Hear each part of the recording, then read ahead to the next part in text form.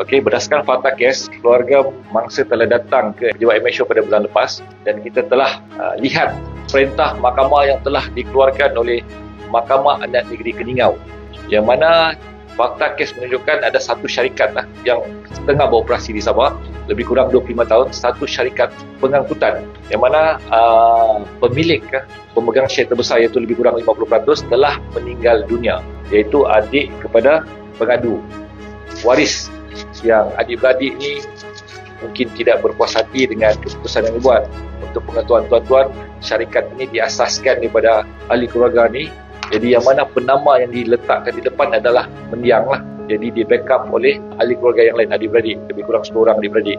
Beli bas, kumpul duit ahli keluarga. Kakak bayar sikit, adik bayar sikit.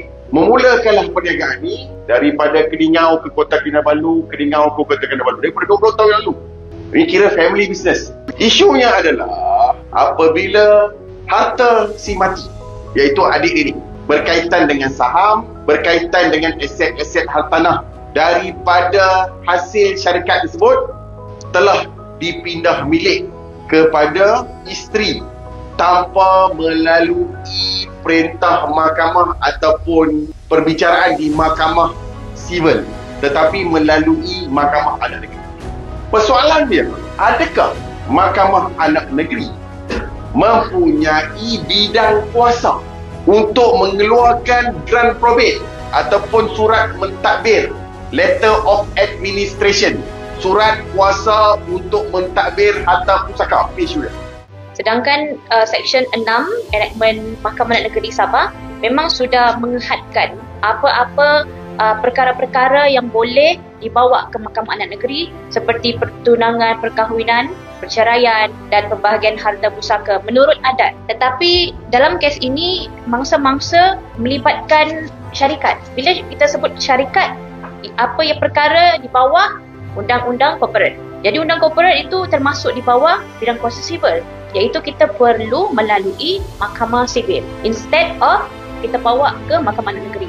Tetapi bila saya perhatikan, saya semak semula dokumen-dokumen perintah daripada Mahkamah Adat, memang ada beberapa perkara yang perlu kita minta penjelasan. 25 tahun. 25 tahun. Operasi. Kerja sama adik-adik saya semua, keluarga semua, sampailah adik saya mendiang yang tahun 2021.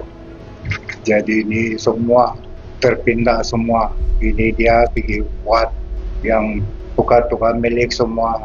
Jadi seorang abang beradik apa pun tiada. Report sini, report sana pun tiada dapat. Apa perasaan bila perkara yang diusahakan selama puluhan tahun ni hilang begitu saja? Apa pun tiada, saudara. Percuma saya orang kerja. Adik-adik saya pun percuma saja. Kerja kuat, kerja keras selama 25 tahun terus hilang begitu. Apa pun tiada. Itu memberi sangat tekanan dalam kehidupan kami. Sedangkan kami sudah umur 60 tahun, senior citizen. Kita datang di sini, panggil keluarga, kumpul wang untuk datang di tempat ini. Saya harap dengan pertemuan ini supaya mereka boleh refer kembali keputusan-keputusan Mahkamah Adat Negeri tentang kuasa dan bidang, seharusnya itu perlu diselidiki kembali.